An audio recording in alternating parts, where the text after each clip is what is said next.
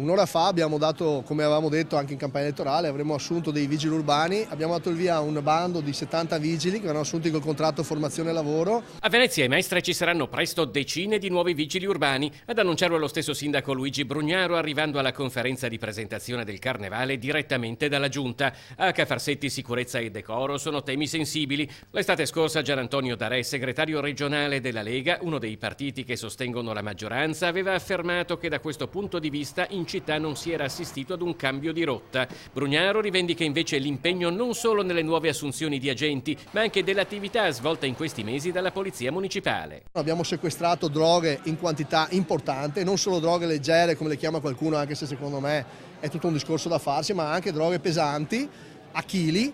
Abbiamo e stiamo contrastando il traffico e la delinquenza in maniera ossessiva, giorno e notte, soprattutto nei bassi fondi o nei posti più lontani, nei parchi. Vogliamo riprenderci completamente la città. Brugnaro ha inoltre annunciato che nei prossimi giorni sarà proposto un disegno di legge di iniziativa parlamentare su sicurezza e decoro che prevede anche la reclusione. Ma non è tutto. Fresco reduce dall'incontro nella sede parigina dell'UNESCO, nel quale ha esposto l'attività svolta in questo anno e mezzo di legislatura, il sindaco intende fare lo stesso anche a Venezia in terraferma. Finito il Carnevale, ha annunciato, racconteremo in giro per la città tutte le cose che abbiamo fatto, a partire dai finanziamenti ottenuti. Sono già stati deliberati dal CIPE 457 milioni in città.